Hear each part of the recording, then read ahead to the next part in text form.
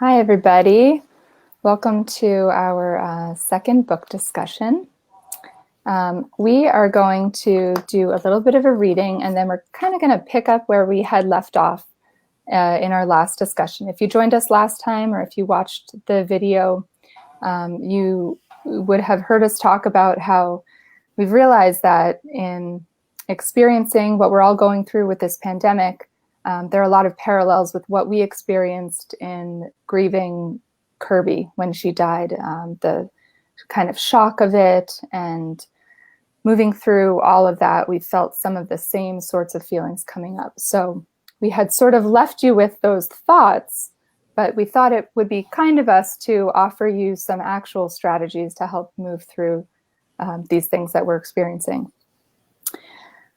So as we were kind of preparing, we have with us tonight, it's Ginny is my co-author of our book, This Sweet Life.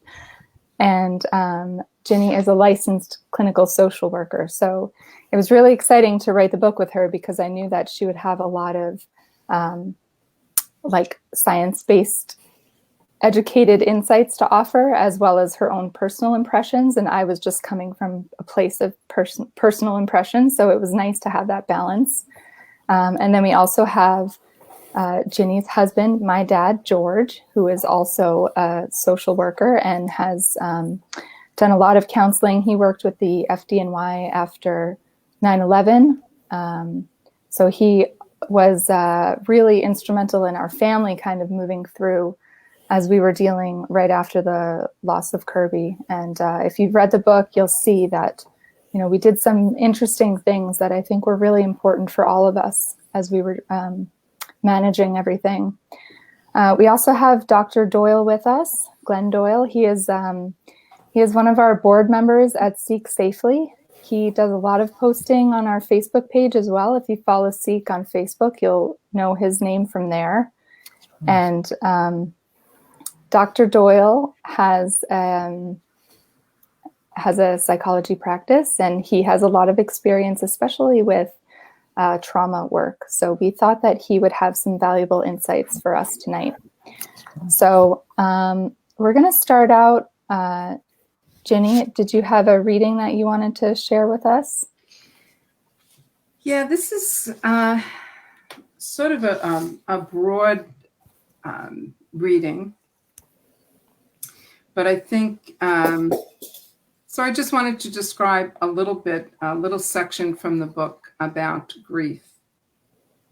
I have come to think of this grief as a pit of seething, moving mass of depression, despair, confusion, and rage. And I have learned from others that when they experience an intimate, untimely, and traumatic loss, you are stalked by a shadow with long arms that pulls you in, with legs that threaten to trip you up, and suddenly the air is squeezed out of your lungs as you struggle to breathe.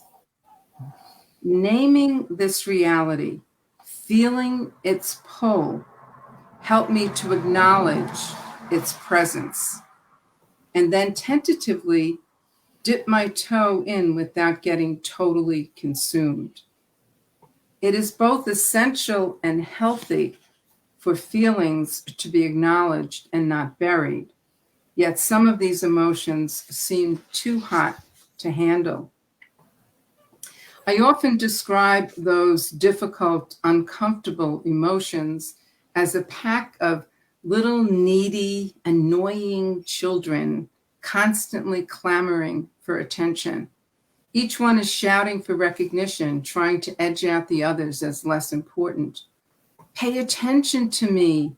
Losing her is huge. You are now missing out on all you shared together. My sadness screams. And longing argues, she'll feel closer if you give your full attention to me. Anger jumps up and down, bellowing, this was unfair. I will help you express that injustice. You deserve to be angry. Each emotion wants to be heard. Sometimes one voice is screaming over the others. These emotions are real and need to be acknowledged. Those pesky feelings will probably always surface, but I believe they should only be visited, never invited to move in. We can have a cup of tea together, ruminate a bit, share some mutual recognition, but they cannot be invited to spend the night, dictating one's entire mood, because they do not serve or strengthen. Thank you. Oh, I love that description. It just really hit the idea that our feelings are very complicated. And you're not going to get just one overwhelming emotion as you're dealing with a complicated situation. So as we were sort of preparing for tonight's discussion, there were sort of two main themes that emerged in terms of trying to create a list of some coping strategies for everybody. And the first theme was the idea of what do you do in the immediate aftermath of the trauma or grief experience. And then the second is after you first experience that trauma, what then do you do after? So that's kind of going to frame our discussion tonight. So as Jenny was, kind of saying in that reading there, one of the first things we talked about was that you really have to start setting some boundaries and expectations.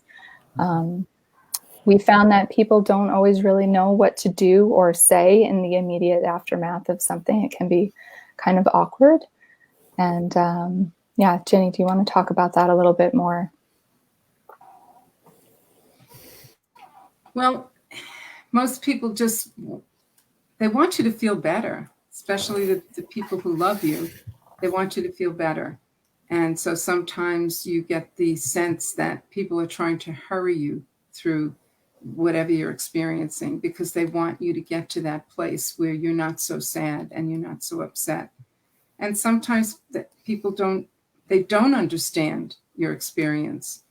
So for me, I think what's important for us when we're sad and when we're upset is realizing that other people don't understand, but that could be okay because they still love you and they care about you. So you don't want to throw them out just because they don't understand, because truly you don't want others to ever completely understand this kind of pain either. But each of us, even as we're going through this pandemic, everyone's experience of loss here is different. So this is not like a grief competition. Everyone experiences things differently. And we have to be gentle with others, especially if we know that their intentions are good. So I think that's important to keep in mind. Mm-hmm. yeah, I think I've found in giving people a direct statement about how you do feel. You're beat up. You're dented. You're stunned. And to say some things like that catches people, but it brings them to a level that they can experience. They understand what it's like to be dented. What happens when your new car takes a parking lot hit. And, it's dented up a bit, but it's still good to go. So I think helping people gather that sense that it's talkable. Mm-hmm. But also at the same time, a quick statement. You want people to ask you how you feel, but a lot of times you don't want to talk about it. So you don't want them to ignore you, but at the same time, maybe you're trying to work and you don't want to now go into a big emotional discussion. So I loved when Dad said, we're dented, but we'll be okay. Mm-hmm. So that clearly says, I'm not okay right now, but I'm not ready to talk about this right now either. Mm-hmm. I think that's important to be able to do that, because you have to be honest in your response. When people say, "How are you doing?" and you say, "Fine," and meanwhile you're wrecked, that's not an honest response, and you don't feel good about that. Mm-hmm. Yet you want people to ask. Yeah.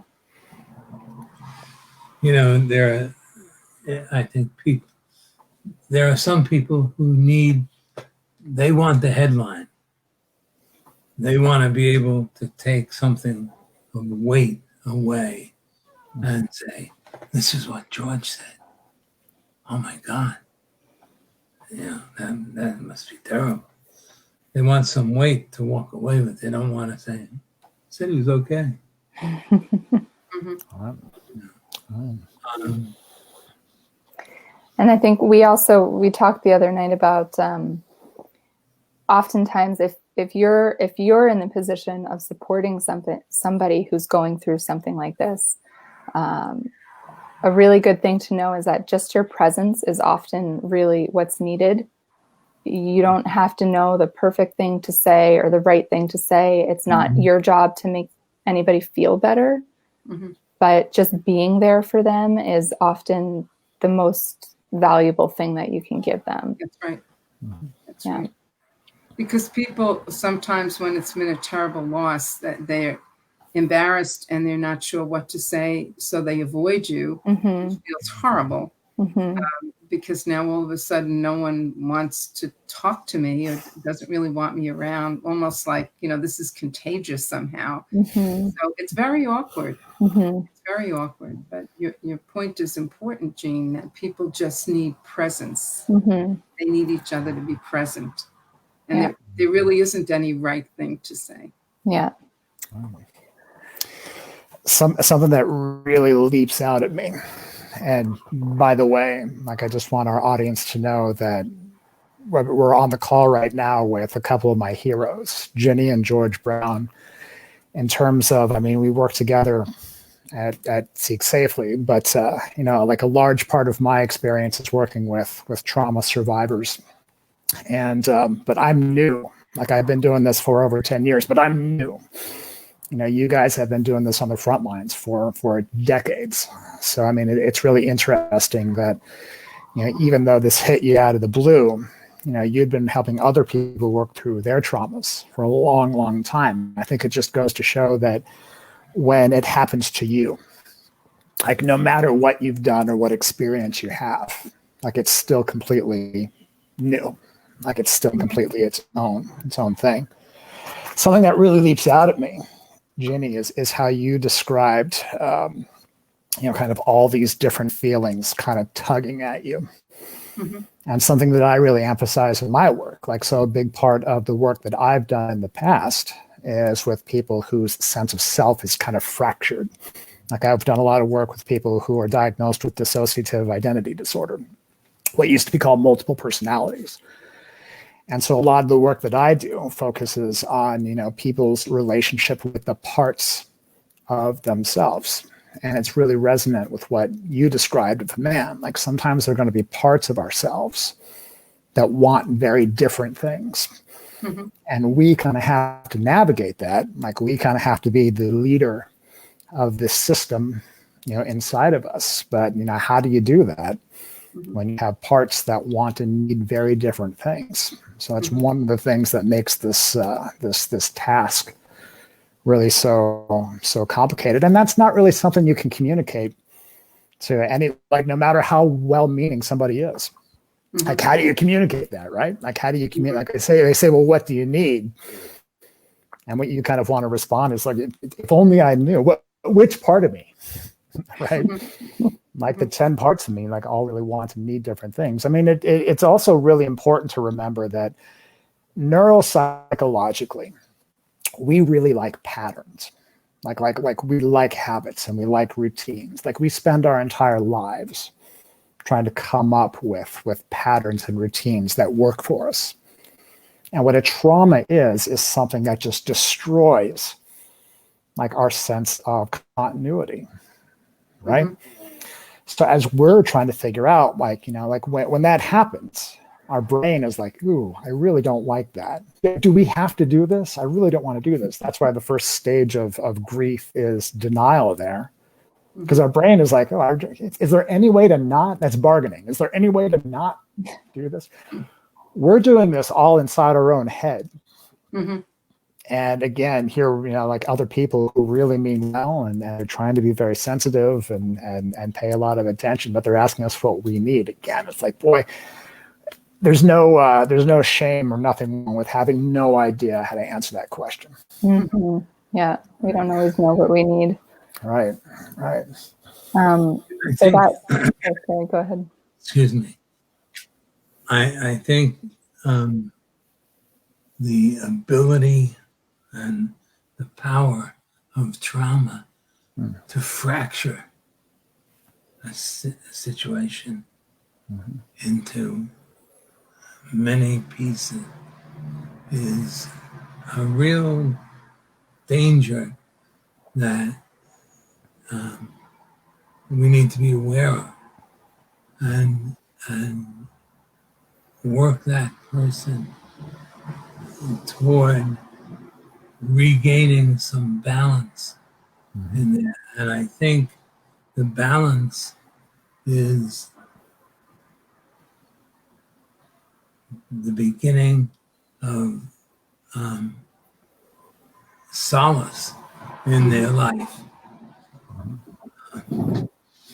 But yeah, that is a power that trauma has to fracture the situation. Absolutely.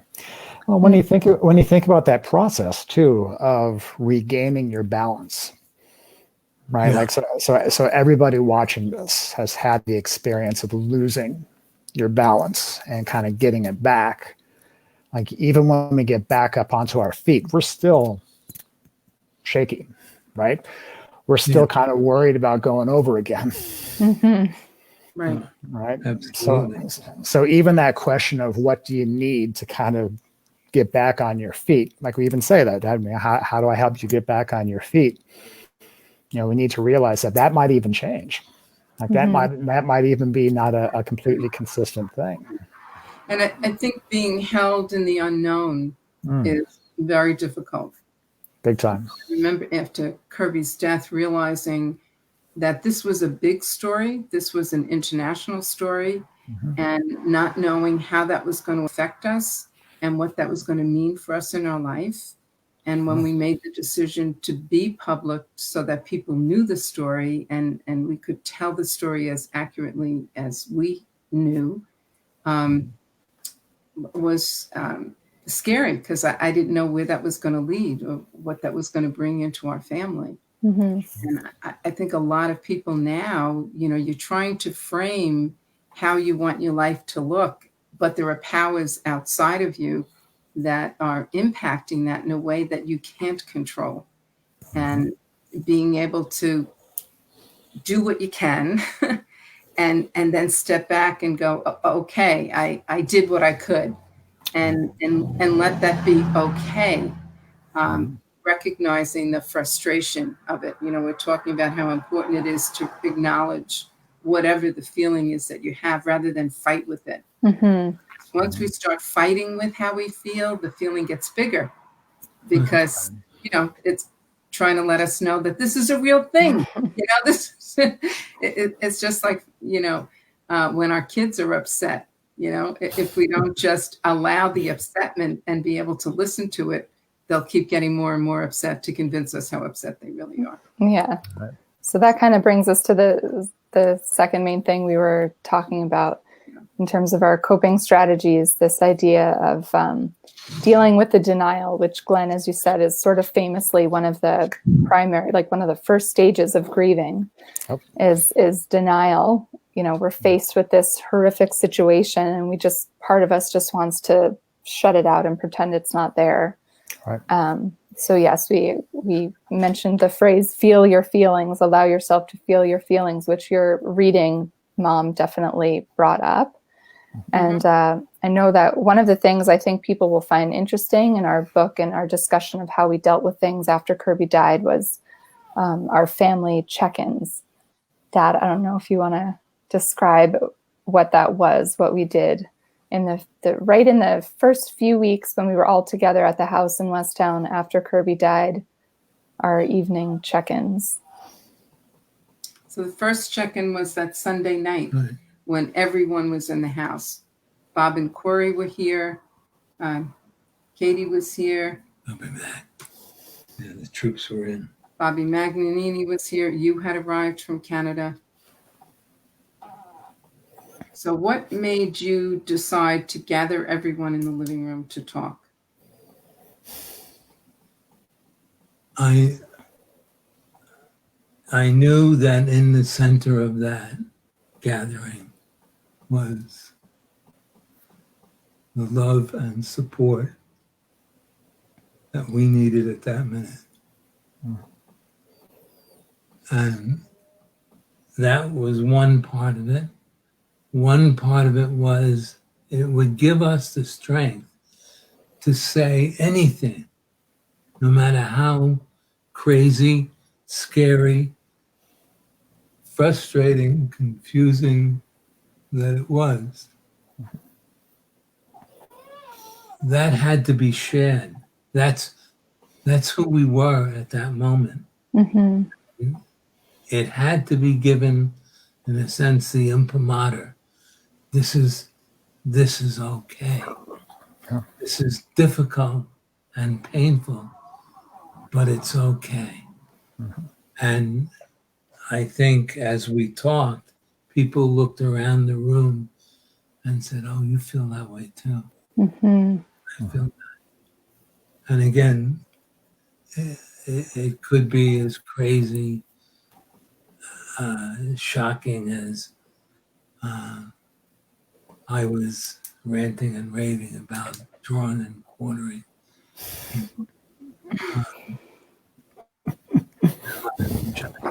People. But again, how talking that through, saying it, helping one another accept the reality of it, that was most significant. And I knew that was a journey.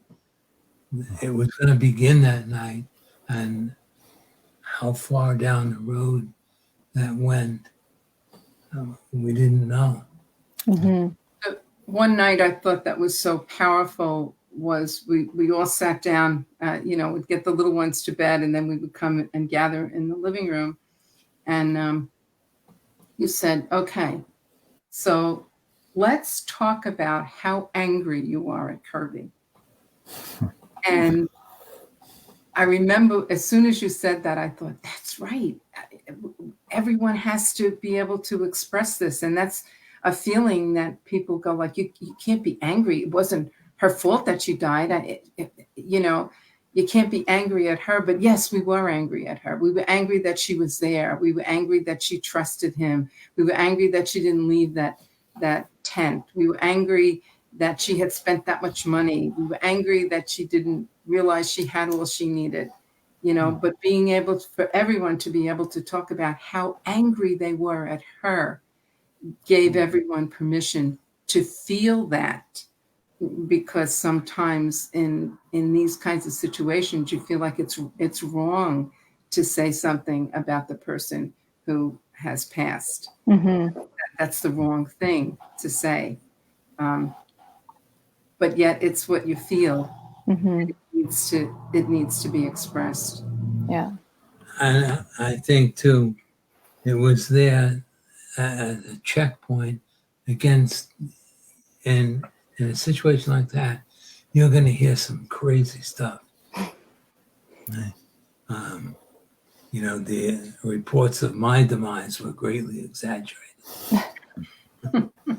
So, you hear some crazy stuff. And it was to be a source of information to everybody who was in our family, who was encountering all of the people who were rushing to help us, Hmm. to kind of guide them and direct them here. You want to do something, do this. So we did that entire week until everyone had to leave and go home. And then after that, we continued with conference calls for probably about a year. Hmm. It wasn't every night, maybe it was, I think in the beginning, like once a week, and then maybe we went to once a month, but it was still an opportunity to express how you're feeling, what's been going on, and then also the decisions about, okay, what do we want to do about this? Hmm. Emerged out of those conversations. So, Seek started to take on a shape, Hmm. purpose, really out of those calls. Yeah. And I think that idea of that sort of collective expression of feelings is really applicable to our situation right now, because grieving, like the pandemic, it can be very isolating. And, you're confused, you're feeling all these different things. And if you don't talk to anybody else, you think that maybe you're the only one that's going through it. So I know, like, for myself, having 2 young kids who I've been home with now for months, and it's been fun in many ways. It's also been very challenging. You see that? You see that eye roll? So long. It always helps me feel better when I can, read an article or chat with friends, or read a discussion on Facebook or something, with other parents expressing the same types of things that they're going through, because then I say, okay, I'm not alone. This is not, some parenting deficiency with myself, that I'm not having the most delightful time with my children every moment of every day. And there's a lot of value in that. So I think that is something that we all need to kind of hold on to. There's something undeniably powerful about connecting with people who are experiencing, even if it's not exactly the same thing. Yeah. Like a lot of times, people will ask me, like, I'll recommend somebody get into group therapy. And somebody will say, well, why? Like, I don't play well with groups. I don't want to do it. And they'll ask why. Why do you think that's helpful?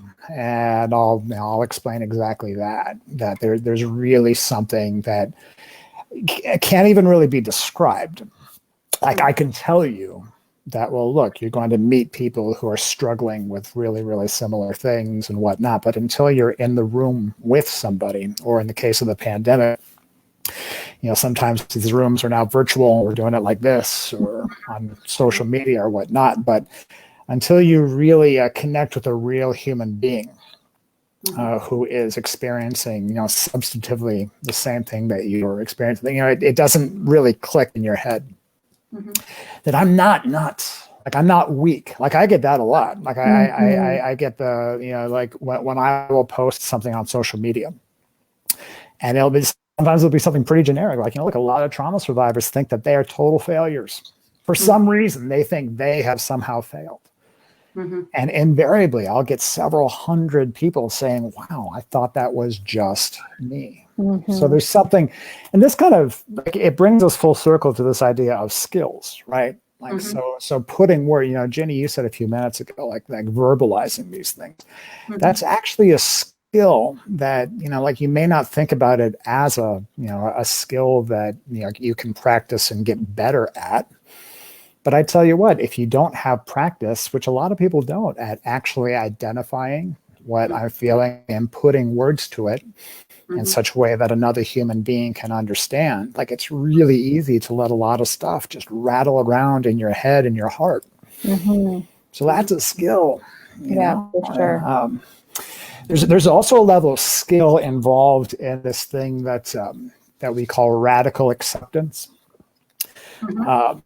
It's like whenever I talk to my people about radical acceptance, especially about traumatic or painful things, very frequently they'll look at me kind of like with a why would I want to accept this? Like, I don't want to radically accept anything about this. This is terrible.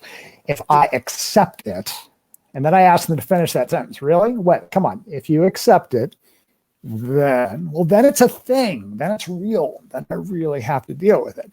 Mhm. We see how it's kind of tied into that, what we were talking about a moment ago, with that kind of denial and that bargaining. Like, that is bargaining. It's like, maybe if I don't accept it, I won't really have to deal with it. But it is a bit, there is skill involved in meeting trauma or just meeting pain with radical acceptance. Like there's a type of therapy called dialectical behavior therapy that is designed for, for work with people who have really, really struggled with past therapy. Like, typically you get into DBT when like other types of therapy haven't really worked well for you. And one of the first things a dialectical behavior therapist teaches you is radical acceptance. Like, look, we are not going to handle anything until we accept that a thing is there to handle. Right. Yeah. And accepting something doesn't mean liking it. Like, it doesn't mean preferring it. Right. But there's a level of skill, like in meeting pain with like, all right, this is happening. Yeah. This is a thing. Right. That ties into, one of the most valuable passages in your grief section, Mom, is when you talk about sort of recognizing the triggers that bring you to your grief and using them either to avoid falling apart when you can't fall apart, or to allow yourself to fall apart when you need to just allow that. And you talk about like scheduling your grieving time. And I did that with myself. I'd be on my way to work and screaming and yelling and crying. And then I'm really surprised I didn't hurt myself or anyone else during that period of time. But by the time I'd get to work, it was about a 25-minute ride. I would have cried off all my makeup and then made a decision. Okay, I need to go into work. I want to do good work today. I want to see if I can help somebody else. I'd reapply all the makeup, and I'd say to myself, I'll come back to you tonight. So when I get home from work and we have dinner and the work of the day is finished, I'll come back to you sadness, or I'll come back to you anger or longing. And there've also been some times when music is a very powerful trigger, either for healing or for bringing up sadness or anger or whatever it is. And I have a couple of songs that I will deliberately play because I feel sad, and I want to recognize that sadness and just really think about Kirby. I'll play it. The song is about, 4 minutes long, and I might play it again and again, and then cry, and then make a decision to, okay, move on. That whole principle of, I need to recognize that pesky kid that's vying for my attention, but at the same time, I can't allow them to run the show. I have a life to live, and I have things to do. And there are other emotions that I want to feel. So I can't let the longing and the sadness become bigger than the rest of my life. I can't let the anger get bigger than that. So you kind of like make a little appointment. You get 20 minutes, and you do it. It's not like you say, I'm going to think about that later, and you never think about it later. You actually do it. You actually keep that appointment. But what's interesting that I learned is that a lot of times, by the time you get to the appointment, the feeling is not as strong as it was earlier, but you're still recognizing it. You're still letting yourself know that it's okay to be this angry. It's okay to have this longing and this sadness and this depressing feeling that seems to be cloaking your life. It's okay. It's okay, but you just don't want to stay there. Yeah. You're not inviting them to move in. Yeah. Ginny, as you described that, I know there are patients of mine who are watching this who are cheering and who are saying, "We've heard this so often." That what you're describing is a skill called containment.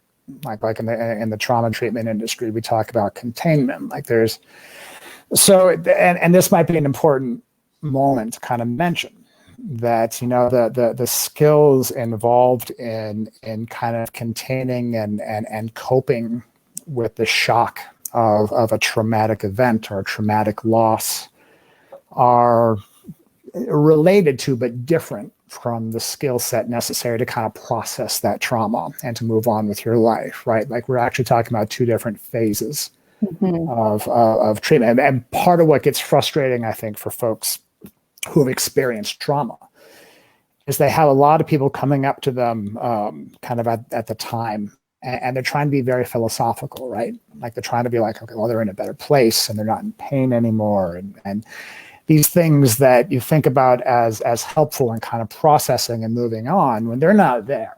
Like you're just at that place of dealing with and containing the shock of what has happened. But this idea of, you know, look, in the immediate aftermath, you know, we have to find a way to keep our emotions from being overwhelming and keeping us from living life, right? And containment is a tool that we use to do that. And I tell people, look, your brain will make a deal with you.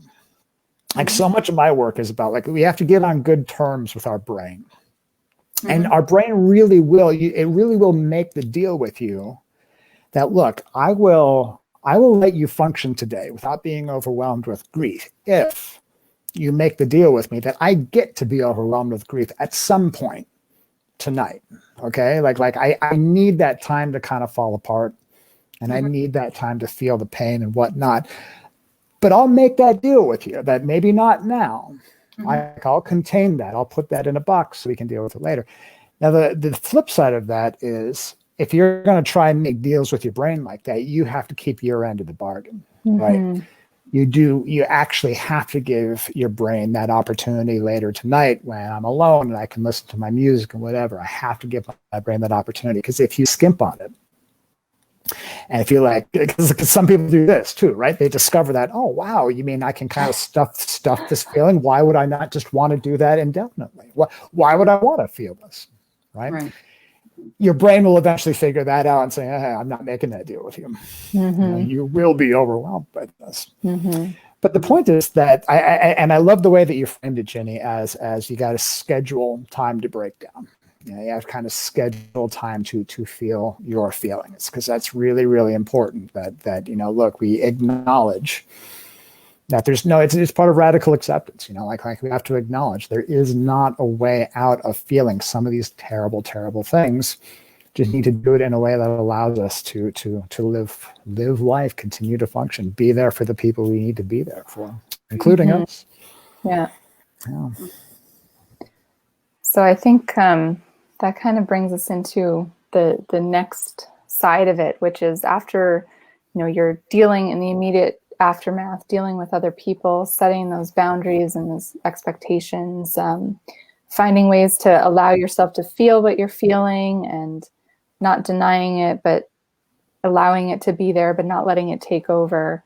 Then you kind of move into the phase of what's going to happen now. How do we get through the next part of it? So I liked George always talked about not getting stuck on the why of things, but instead focusing on the what next. So Dad, do you want to explain that a little bit?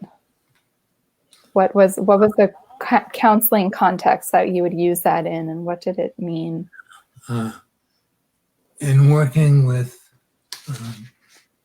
firefighters, very often the first thing they asked was why. We spend our career helping people, and they do extraordinary work. And why are we being slaughtered this way. I think anytime something bad happens to us, we ask that question: why? Why? You know, what's the book? When bad things happen To to good To good people.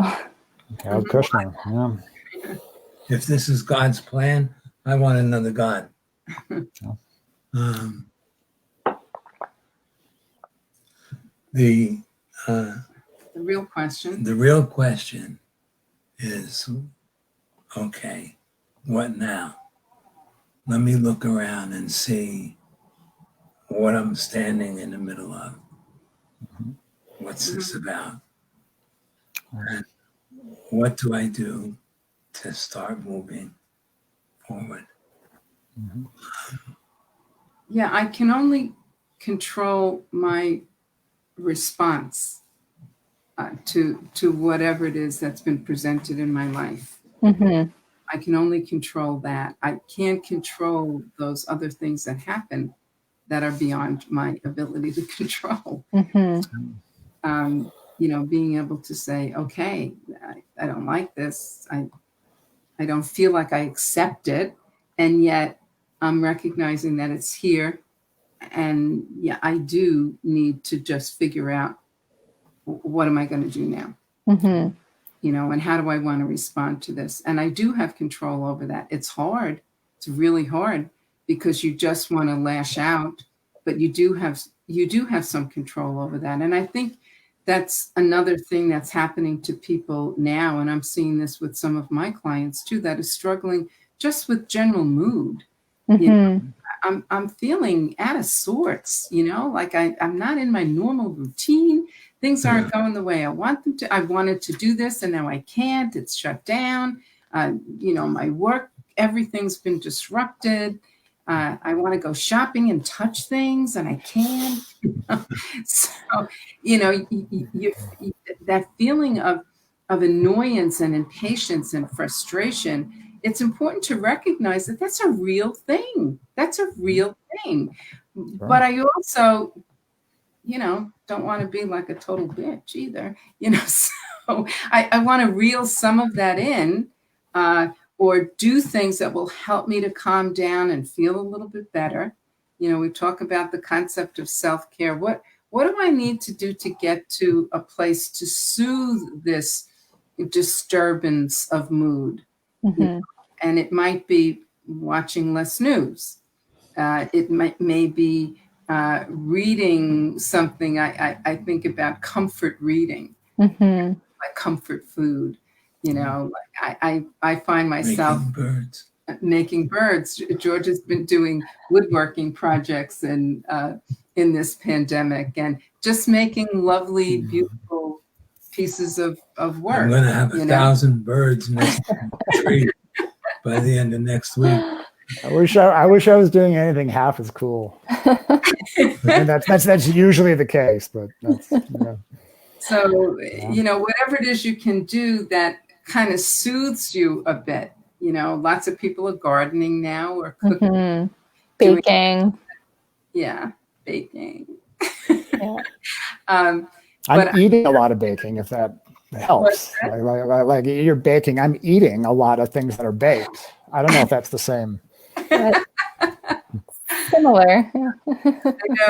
I've told a lot of people this, that after Kirby's death, one of the first books I read that winter was Anne of Green Gables, which is just a lovely story that's simple and good characters. And, it was soothing. It was soothing to read that and to allow my mind to just escape into that world for a little while. I've found the same thing with streaming things.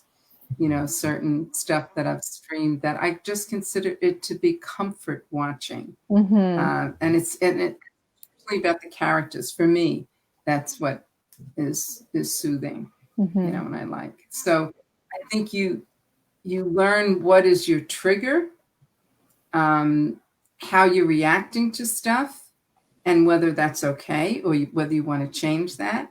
and then figuring out, okay, what do I need to do to get to be where I want to be, Mhm. to express myself the way I want to express myself. And then I think in relationships, I have to say, Jean, your dad is wonderful in recognizing that when I get irritable and annoyed, he's like, yeah, Run away. it's okay. He doesn't get crazy back with me. He gives me a lot of space to be stupid. And I think we need to be kind and gentle with each other at times when emotions are heightened with frustration and irritability. Absolutely. I think that's definitely applicable right now. The idea of recognizing that this experience is different for all of us, and how we react to it is different, but we're all coming from a similar place of feeling confused and anxious and worried, and being kind to people, I think, is really, really important. Hard, but important sometimes. And kind, even on Twitter. Yeah, exactly. That's it. An important remembrance is that emotions are transitory. Mm-hmm. They come and go at lightning speed. And I think we look our stupidest when we're standing there loaded for bear, and it's a damn chipmunk. Yeah. Yeah. I think it's helpful to kind of keep in mind that everything we're talking about, whether we're talking about radical acceptance or giving yourself space or giving others space or self-care, a lot of what we're talking about are not things that come naturally to a lot of people, right? Like it's there's no universe in which you are expected to know how to do this just because. Like, that's one of the reasons that, my blog is Use Your Damn Skills, specifically because I want people thinking in terms of like, okay, this is a set of skills. Mm-hmm. Like, even what we're describing right now in terms of like, look, we need to assess what I can do and what I can't do and kind of accept that. And that's what that is stepping out of black and white thinking. Well, that's a skill. Mm-hmm. So there are all these skills that, for a minute, we're all terrible at a lot of them, right? Like almost every skill you've ever learned, you've been terrible at it for a minute. I guarantee. Very few naturals out there, right? Mm-hmm. The idea is to, and this is what I hope people are taking away from this chat, is to kind of like, you're going to hear us kind of mention a lot of these skills and a lot of these skill sets. And I want that to kind of pique your curiosity about like, oh, I didn't even realize this was a skill. Maybe I can get better at that. While at the same time being realistic about, well, of course you're not going to be good at it at first. Look, even with a lot of practice, you may not be. I'm terrible at radical acceptance. Here I am spouting off dialectical behavior therapy about radical. I'm terrible at it, right? My first instinct when something happens that I don't like, I kick and I scream. Ask anybody. Ask my cat. Like it happens. The important thing is not that we're great at it. Mm-hmm. The important thing is not that we take to it quickly or that we do it perfectly every time. The important thing is that we don't feel alone and hopeless about it. If you're in a place where, and this is applicable to grief after a loss, like your family experienced with Kirby, like many families experience, or grief about, we've lost so many things about the way that our culture is supposed to work with the pandemic. Mm-hmm. And may I add, a lot of people are not talking about it in those terms. Mm-hmm. Like if you look around, you can actually see these stages of grief, denial and bargaining in particular. If you look at how people are even still handling this pandemic, you're like, well, maybe life can be normal if only we wear masks everywhere. Maybe, right? Like, and the kind of thing. Well, maybe it's still not going to be normal. Right? It's still not going to be exactly like it is before. Well, maybe if we have the right medication, et cetera, et cetera. The idea of radically accepting that we really have to do things differently is still a real struggle for folks. But again, what I want folks to take away is this idea that if you're struggling with this, you're not alone. Like, you're a human being, you know, and there's nothing that says you have to be an expert at this stuff to begin with, but you need to know that there is a set of tools and skills that can make life a lot more bearable for you, right? Like, it's known, right? Mm-hmm. Yeah, I like the point that Ginny made the other night. You know, dealing with this kind of stuff is a skill, and developing a skill takes awareness, information, and practice. Big And I time. thought that was a really great way to frame it. Big time. So one of the other things that we had talked about was the idea that, you know, as you're going through a situation like this, when there's so many negative things that are happening, negative things that you're feeling, you know, negative impacts in your life, and then there's a loss that feels so sad, people often have a hard time then experiencing happiness and feeling it, and also allowing yourself to feel it. That's something you talked about again in your grief section, Mom, that I think was really a really important point for people to understand. Yeah, I felt very strongly as we're talking about not letting negative emotions become so overwhelming that you can't feel positive emotions. Mm-hmm. You know, allowing yourself to have experiences where you can have some positive emotion is important, because it helps to balance out that incredible sadness or that outrageous anger that you feel. So it's important to allow other experiences in. And a question that I asked myself a lot, especially in the beginning, and I still ask myself, is that I want to honor Kirby in her death. And I know that she would not want me to die. Mm-hmm. And I've said this to other parents who have lost children too. How would your child want you to live?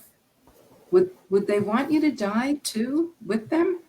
Or would they want you to live? And how would they want you to live? They would want you to live excited about other people celebrating great things in their life. They would want you to be able to party and laugh and enjoy life.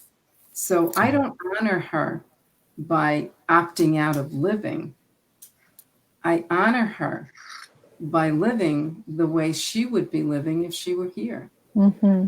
You know, with that, you know, just great spirit of love and life, and allowing for adventure and for fun, and, you know, recognizing that no matter what happens, you're always going to have that.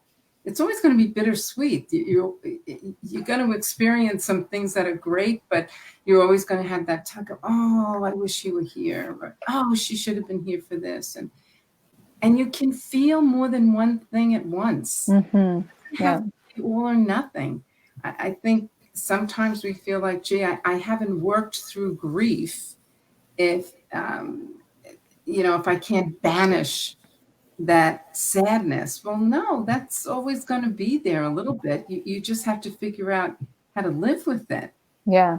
So that it doesn't dominate you and prevent you from other positive experiences. Yeah. And that was one of the things I really came to understand in dealing with, you know, Kirby's death was we always read about the stages of grief, like they're, you know, you go through the denial and then you go through the anger and then the bargaining, or whatever the order is that they're presented in. It feels like something linear that you like graduate through each stage, and it's like a transaction. You complete it, boom, it's done. Now you can move on.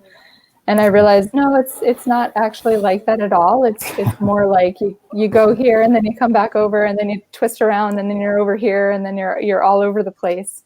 You know, you kind of work through some extreme sadness and you think, okay, I've sort of gotten over there. I've gotten over that. And then you're somewhere else with it, and then the next day you're feeling the sadness again, and that feels really unsettling. And I know, Glenn, that's something that you have experience with in terms of dealing with people who've undergone trauma. Oh, big time. When you say that, what occurs to me about that is when we talk about treating trauma, especially complex trauma, that's trauma that happens repeatedly over time. We found that it's best to think about treating it in like stages, right? So there are generally 3 stages we think about in treating complex trauma. So there's that one stage that's entirely about, handling feelings and impulses, right? Where the only thing we're really doing is teaching and learning coping mechanisms. Like some people think they're going to get into therapy and immediately start talking about their trauma. Well, not really. At first, we're going to teach you kind of handle what comes up as you are talking about it, right?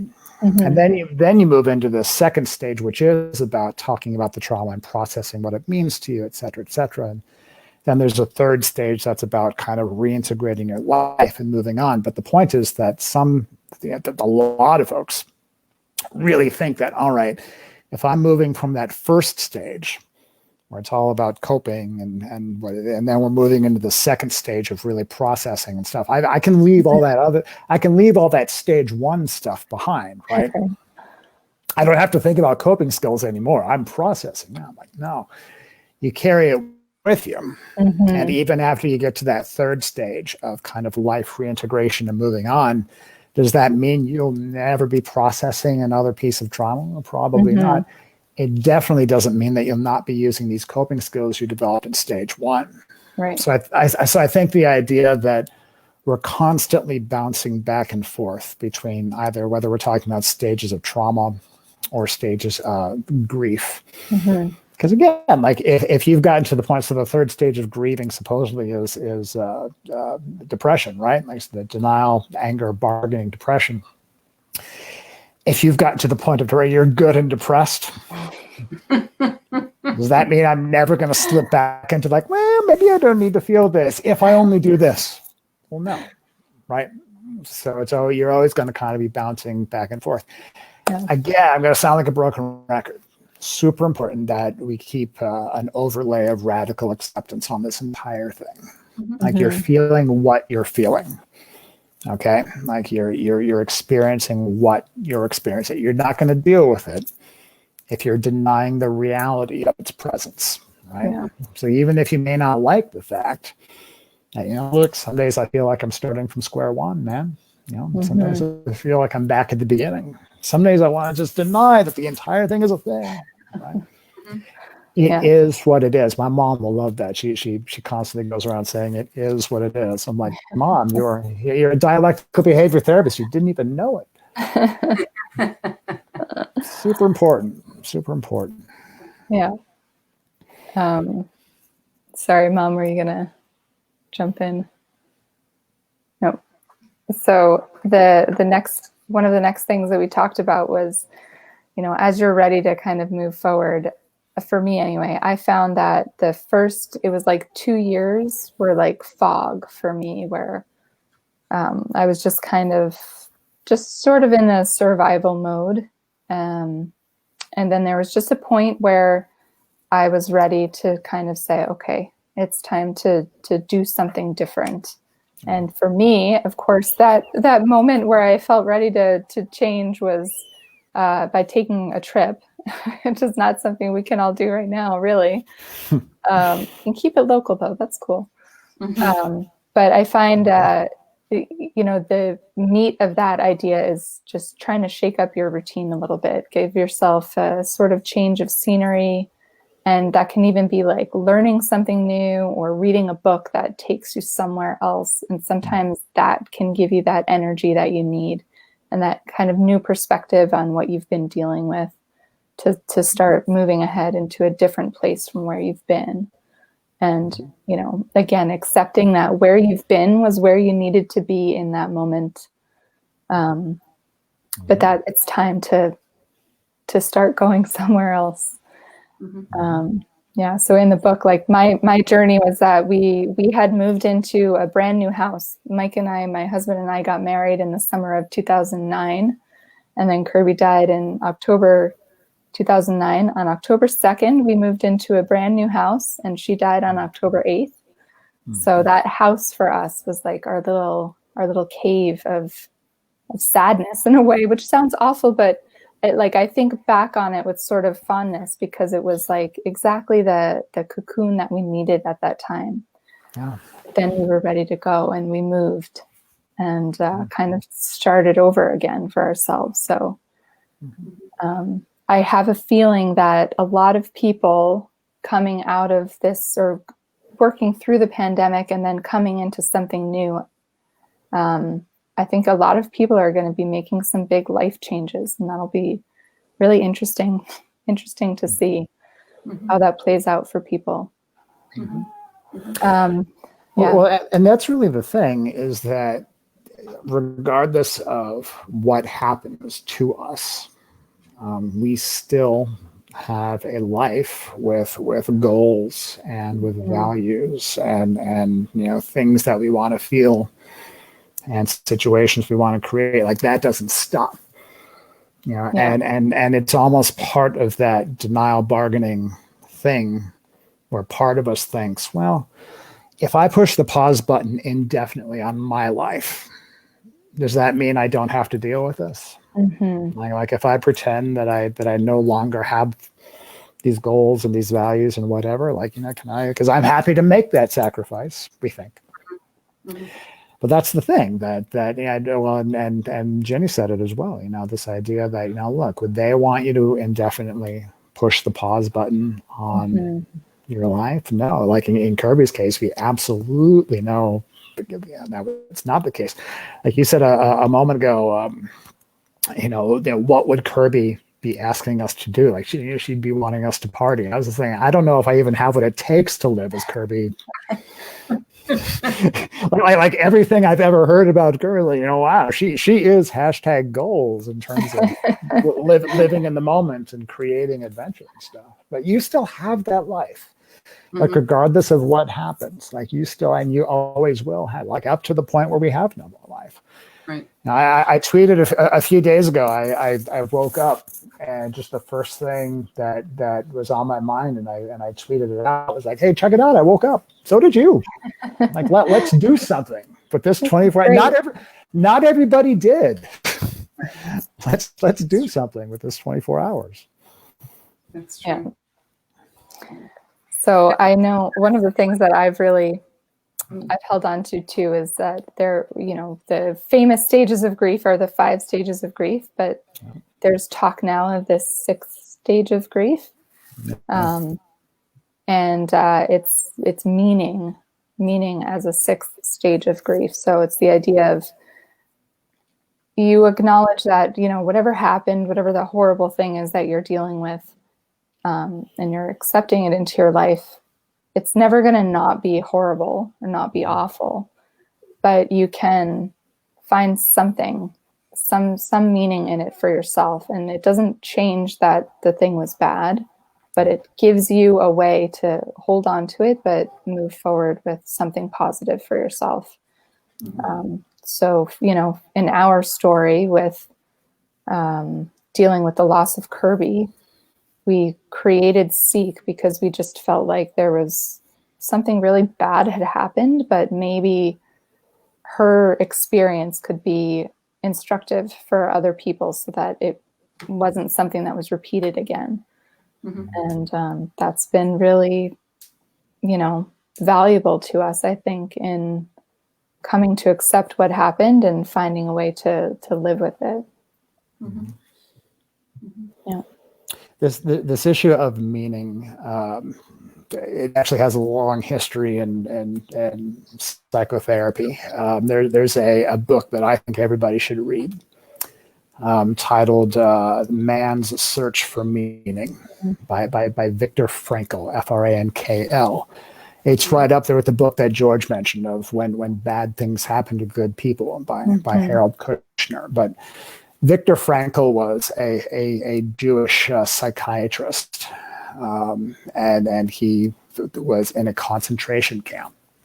And the way that he made it through that experience was in getting curious about what made the difference. Like he was observing that there were some people who lived through the experience, and there were some people who just kind of gave up and died.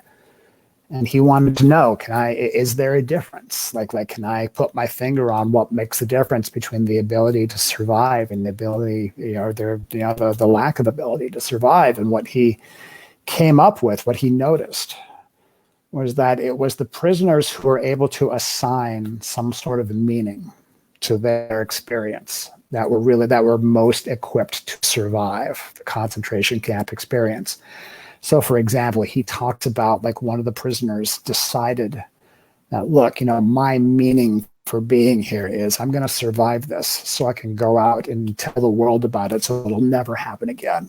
Mm-hmm. Like that's the meaning that I saw that assigned here. Somebody else had the meaning of like, well, look, I need to survive because I have family and I need to take care of them. So that's my meaning that I'm assigning to my survival here.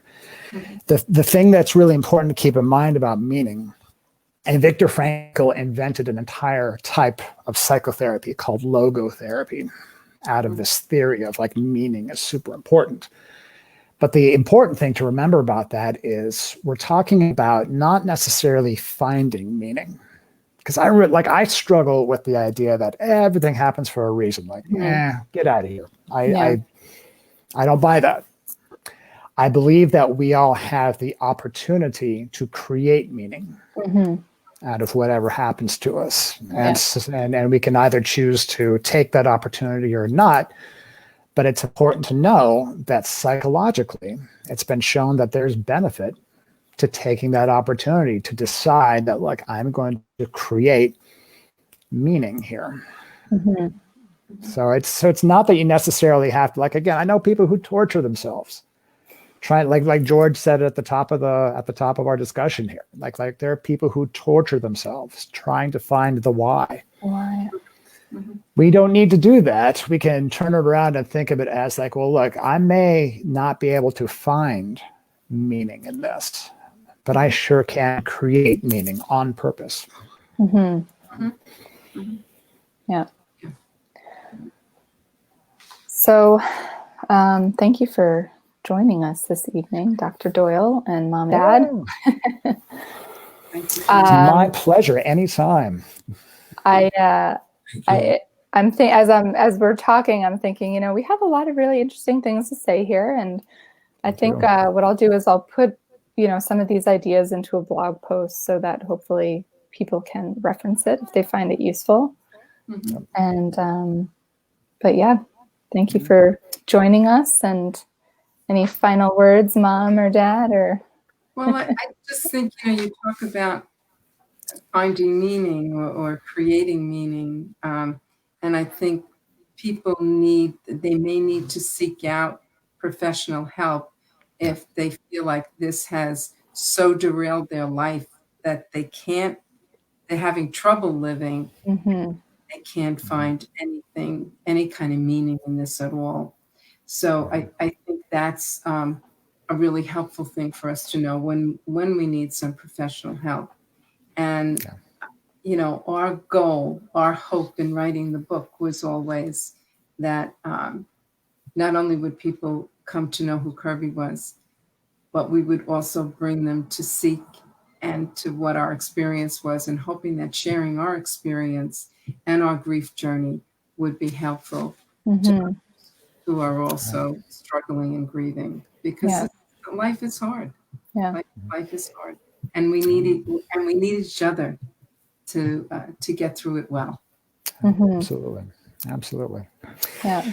Something that I would really love to leave our audience with tonight is, look, if you're struggling, and that can be struggling with anything, struggling with grief, loss, struggling with this quarantine situation, anything, it makes a real difference the questions that you ask, right? So it can be really easy to, like, especially when everyone is miserable like they are right now, it's really easy to ask questions like, how much does this suck? your brain will answer the question that you ask it, whether or not it has the appropriate information to do so. It'll make up an answer. So it's really important that you ask your brain some pretty good questions. A question that I find really helpful is, if you're struggling, ask yourself, what skill, if I suddenly possessed it, what skill would help me get through this? And at first you might come up with answers like, well, the skill to wave a magic wand and have everything be cool. Okay, what else? And you might come to the point of like, well, what skill? Look, maybe the skill of being able to listen to a song without breaking down. Maybe that's a skill. Maybe it's a skill to reach out, even though it's tough, like even though it's awkward, even though I'm ashamed, right? Maybe it's a skill to put words to what I'm actually experiencing instead of just letting it rattle around in my head. So ask yourself that question: what skill, if I possessed it, would be helpful? And that can kind of direct you to the resources that you might need. I truly believe that, man, skills save the day. Skills save lives. Think in terms of skills. Yeah. Awesome. Thank All right. So Very thank you everybody for joining us. Thank you everyone for watching us. And the video will also be available on our page, so you can always watch it later as well. And if people want to discuss the book, Yes. we're going to be having a book discussion that will be a Zoom. Yeah. So the people who are watching can actually participate and be on the screen. Yeah. Have, I think, 100 spots. So Yeah, exactly. So that link is up on our Facebook page as well. That's a book club being hosted by our publisher, The Three Tomatoes, and this is actually we're their first ever book for their book club. So we're excited to be a part of that. Wow. Yeah. And so later in August, I can't remember the exact date right now. Nice. So, but yeah, all yeah. that's on there. So please consider joining us at that time. Yeah. All right. Thank you, everybody. Thanks. Have a Thank great you, day. everybody. Thank you, Jean. Thank you, Yep. Jenny. Thank you, George. Thanks, All Glenn. right. Take care.